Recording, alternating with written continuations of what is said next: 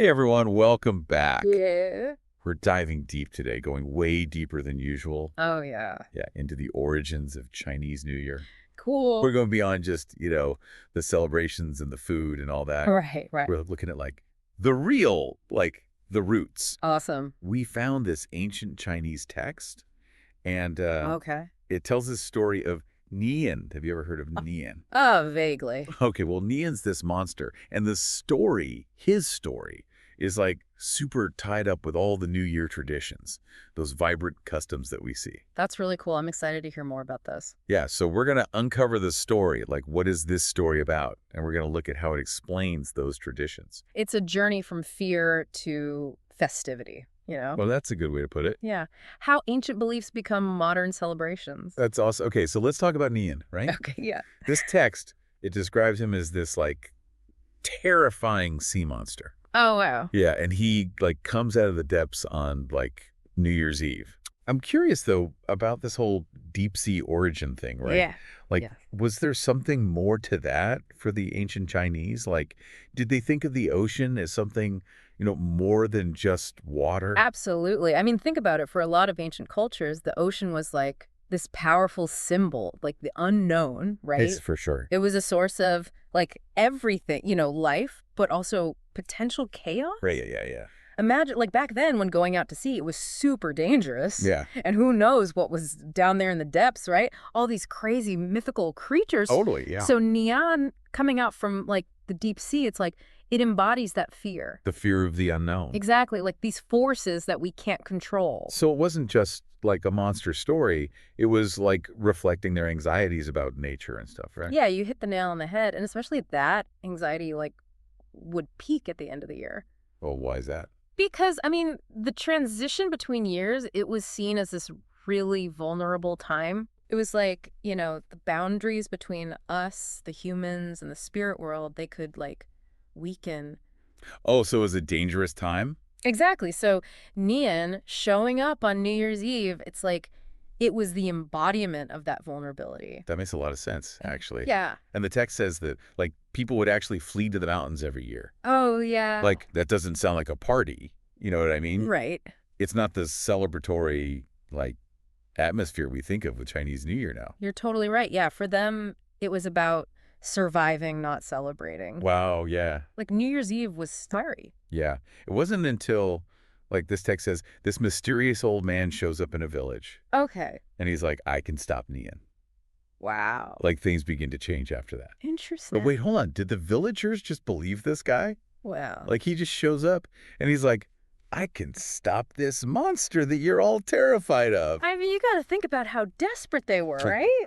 They were running away from their homes every single year, living in fear, Yeah. So this old man, he's offering a glimmer of hope. Yeah. Something different, even if it sounded, kind of crazy.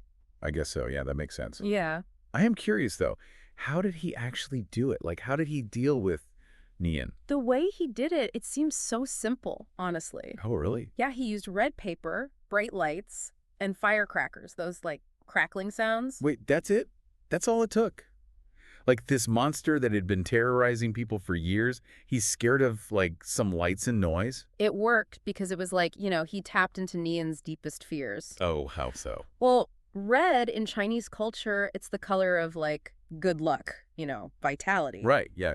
And it wards off evil spirits. So by covering the village in red, the old man, he basically turned their fear into a weapon. Whoa, that's he used Nian's own symbolism against it. Exactly. That's really cool. So how does this all connect to what we see today, with the traditions? Think about it. Those red couplets and the paper cuts that you see all over during Chinese New Year, Yeah. they're not just decorations. They're directly from that night when the old man used red to fight Nian. Oh, wow. That's direct. And the firecrackers, right? Yeah. That's to scare away any other, bad spirits that are hanging around. Oh, so it was a reminder, an echo of that first time. Yeah, echoing the sound that pushed Nian back into the sea. It's wild how something as simple as, loud noises could become this tradition that's been going on for, centuries. Right.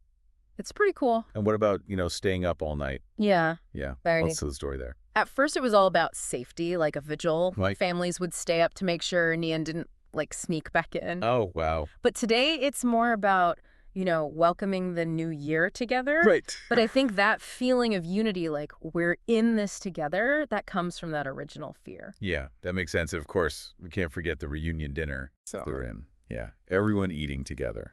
Exactly. It symbolizes family being together and that hope for a good year. Right, right. It reminds us of that relief and joy that the villagers felt when, Nian was gone. This is a celebration of life after almost losing it, basically. Exactly. It comes from a time when all that was threatened. This is really amazing. Like, this whole legend, it explains so much. Right. The red decorations, the family stuff, it's like, it's built into the culture. It's cultural DNA. Yeah, yeah, that's a good way to put it. It's passed down through all these generations. And what's even more interesting is how those old fears, those anxieties that Nian represents, they've been turned into something positive. Oh, A yeah. celebration of hope and new beginnings. That's really cool. This deep dive has really got me thinking about, like, what other traditions around the world have these, like, deep meanings behind them. Oh, yeah. You know what I mean? Totally. Like, what can we learn from the stories behind them?